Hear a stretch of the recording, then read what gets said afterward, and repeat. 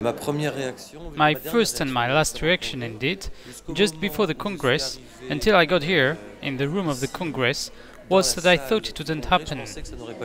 I was both very excited and very skeptical. Excited because the idea seemed to me enormously important. Skeptical because stereotypes are so profound in both communities of the other, each community imagining that the other basically is hostile towards it and does not really want peace, that to be able to get people out of their little world and to encounter the other is not simple. Although I'm part of the editorial committee that has prepared the Congress, I think this idea is definitely crazy for its hope, its highness and its messianism. I'm extremely excited at the quality of the Jewish representation here, especially from Israel, where we have a spectrum from ultra-Orthodox into the religious nationalist, and many, I would say that most of the Israeli rabbis here, official rabbis, have never been in any interreligious encounter of any kind, so that's very significant. And the Muslim representation is geographically amazing, from a very wide spectrum. Nous avons eu raison.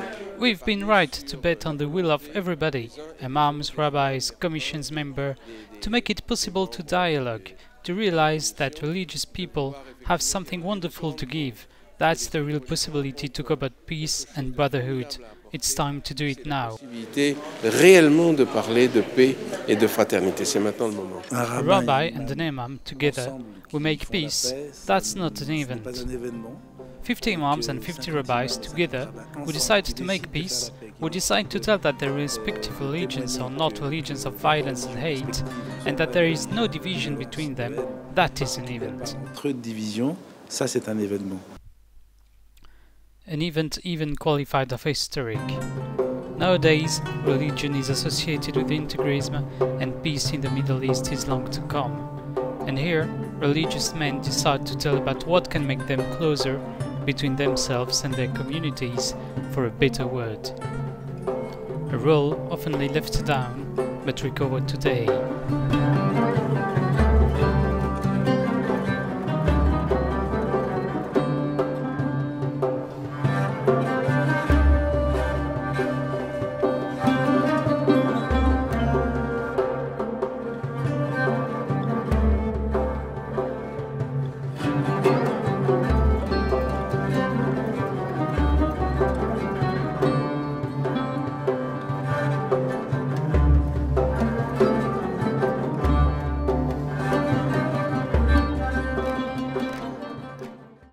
I think that the religious leaders have enormous influence on their believers, much more than a politician. And therefore, when these people are coming together and to see not just the quality, but the quantity, so many rabbis and imams came from all over the world, and under one goal and one aim, to have peace together, to speak, to have a dialogue. But we have to take our responsibilities. It means we cannot expect others to change unless we change. We mean Imams and Rabbis. Imams and Rabbis are teachers. They are the guide. They are the helpful people who are knowledgeable people of their own scriptures. It is their duty to stand up against their own extremists. It is their duty to educate their own community for working together for common good, which we, in Muslim point of view, we call it khair. Because Islam is not against anything, anybody. It is to create better society with working together, and that only will come when we start talking. And today they're not 50, but 150 rabbis and imams, all together, coming from about 20 countries, coming to tell about this will of unity, this will of peace, of working for peace, and in particular, coming to tell that any kind of violence, destruction in the name of God, is an outlaw action, and this may be a way to fight against integrism, terror, any extremism that maintains source of divisions. Qui alimente les foyers de division. Religion and extremism that leads to violence is a paradox, but a reality as well. Islamists that have launched terror all over the world, before they kill someone they say Allahu Akbar, God is high. What does it mean? God is high and I'm higher than him. God has created the man, I'm killing him. So why calling upon God? To insult him? To tell him, come and see what I'm doing of your creation? This cannot be a religion. Based on Islamic understanding, there should be absolutely no conflict whatsoever based on faith. There is a term about war in each religion. Jews talk about milchemet mitzvah, a war that it is a mitzvah to be done because of a religious order, an obligation. Arabs talk about jihad, and Christians talk about crusades. And religions, unfortunately, during history, have been principal causes of wars. Very unfortunately, while so many wrong deeds have been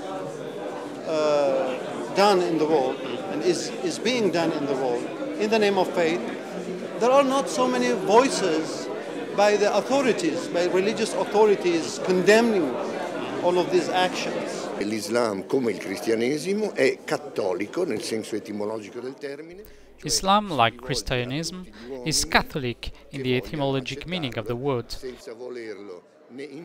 That means it concerns anyone who wants to accept it without imposing it or doing proselytism, and, as we have said here, without any mixing of the traditions. Each one must maintain its religious identity. Actually, a rabbi is an educator, so we have to work on education. So we have to list all the texts in each of the religions that creates difficulties for dialogue. From Muslim side, there are texts against Jews. From Jews' side, there are texts not that against Muslims, that against non-Jews people. These texts, as a religious man, I believe in all the texts, but I find interpretations. These are not interpretations that I create myself. There are ways to understand these texts in literature since the Middle Age that allows a mind like me, who wants peace, to live in harmony with texts and with my neighbor. There is an education to peace, an education to brotherhood that we may have left down. Jews, Arabs, peace. That's obviously the Middle East conflict which appears through these words. As a politic conflict, it doesn't appear in the planning of official debates, but it's difficult not to chat about it in corridors.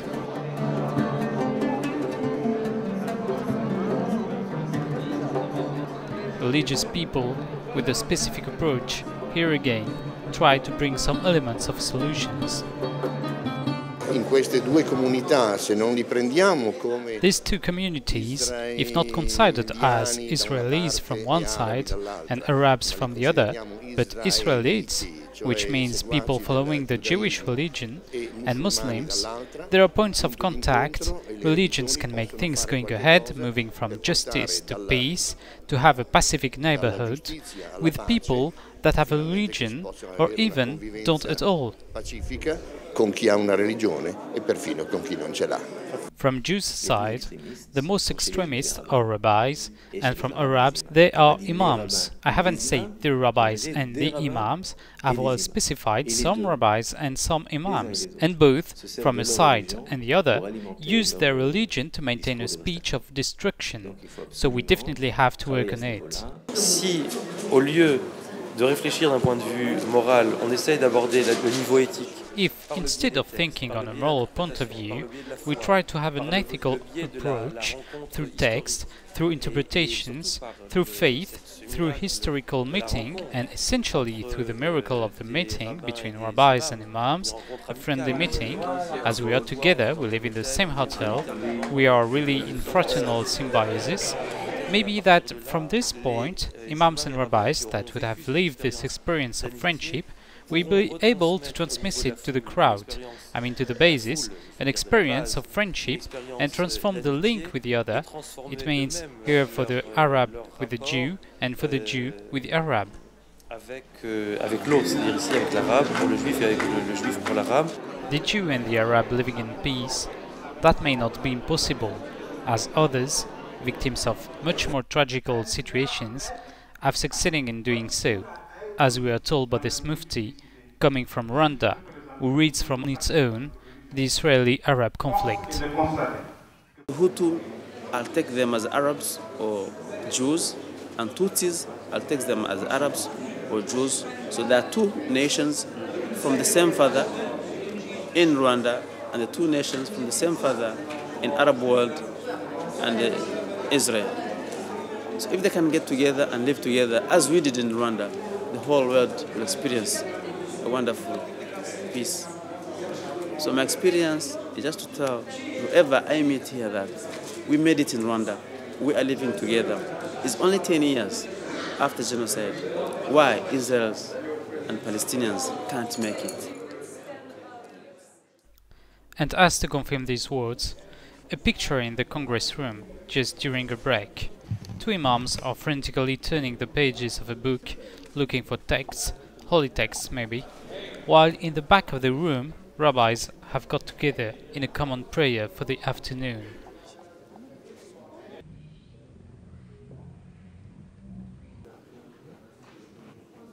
The Congress room, now without debate, is full of tranquility and spirituality.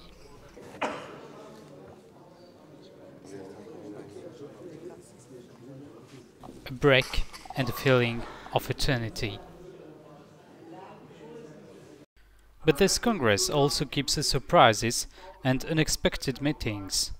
This man is Bakshi Doron, former Israeli chief rabbi. He is main speaker during the public session dedicated to points of contacts between Judaism and Islam. The session is closed, the chief rabbi goes to the exit, and in the corridors he meets an Iranian diplomat. They talk to each other. They were born in the same city in Iran. The chief rabbi would like to visit again his native house, but he is Israeli and so cannot freely go to Iran. He said, I don't need only rabbis. The diplomat, facing the rabbi, promises him to make all his possible to help him. I will do it. I have a contact. Their respective countries don't recognize each other, but the two men haven't waited for to do it between themselves. Yeah, I will give you my card and everything. Okay. So that's the first meeting for all these men, but not for the Jewish and the Muslim peoples.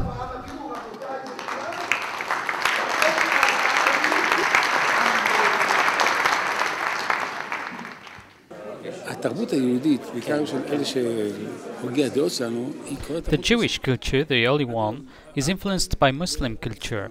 Until our days, Maimonides and Islam, Yehuda Levi and Islam, the Gaon as well. All our liturgy and classic texts from Judaism are influenced by the Arab world. When we study texts of these three wise men, we are obliged each time to get involved in dialogues with Islam.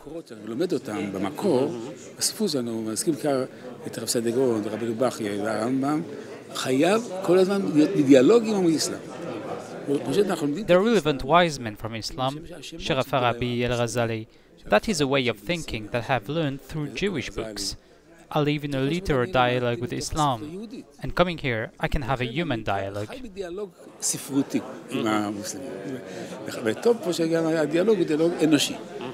Jewish people have been discriminated in Europe for centuries, and every time they had problem, who gave them protection? The Muslims gave them protection in Spain, in Egypt, in Turkey, and that is why we have a common history.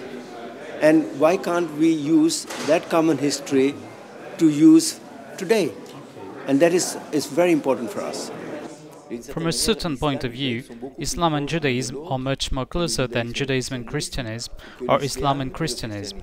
But today, when we hear about civilizations conflict, that's about Judaism against Islam, which is an historical nonsense. And actually, that's quite naturally that Imams and Rabbis, caught back by a hot and tragic worldwide news, decide to get together for 3 minutes of silence in memory of the victims of the tsunami, followed by prayers. In solidarity with the victims of the tragedies of the tsunamis, and in solidarity with their families and survivors of these tragedies.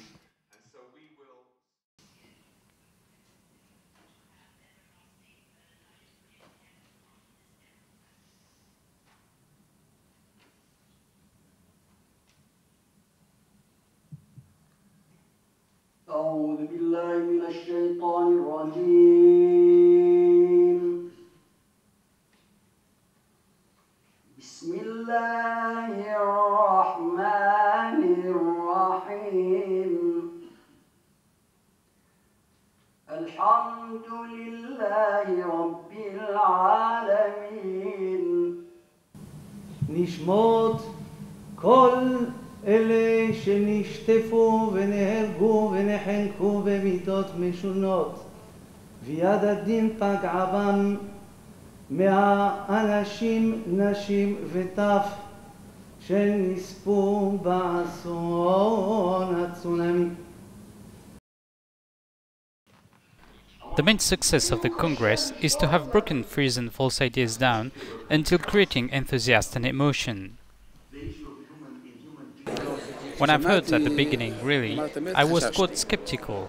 I was afraid that there wouldn't be any dialogue, but only monologues and vehemence, the ones against the others, that everybody would give his point of view against the other. Fortunately, thanks God, alhamdulillah, I'm really happy to see that things are not like that.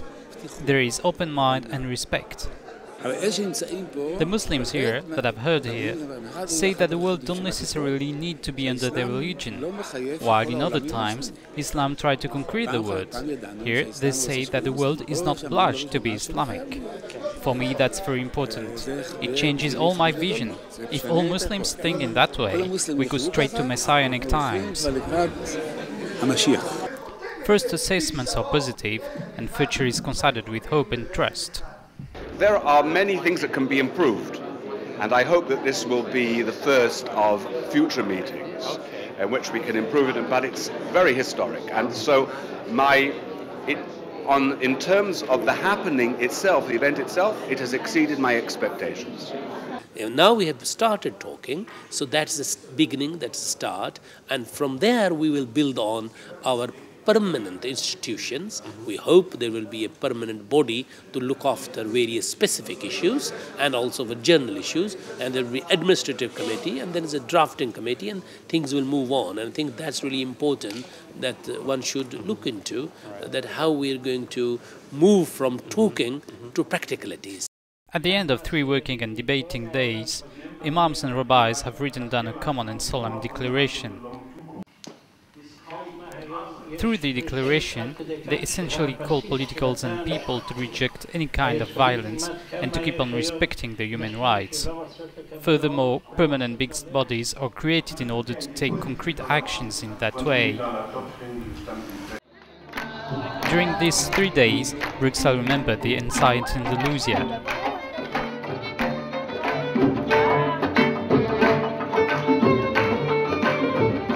As we say in French, rabbis break the chains. They really are open-minded, and I'm really happily surprised. Très agréablement surpris.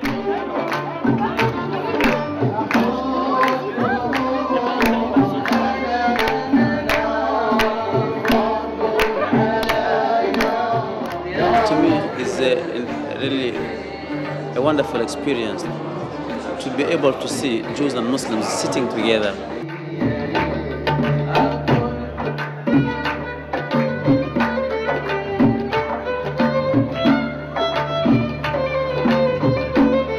We have to speak to each other. We are not enemies, we are brothers.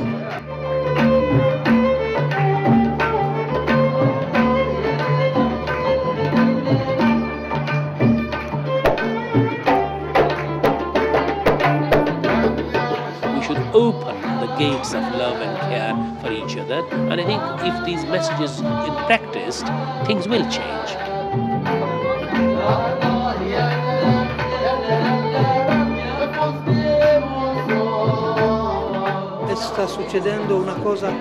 Something incredible is happening, incredible. People that for the first time open their heart in public. Pubblicamente aprono I loro cuori.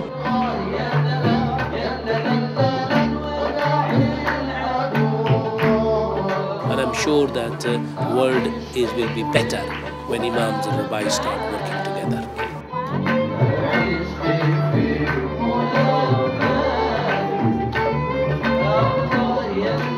I believe if Jews and Muslims can get together, that will be eternal peace on earth.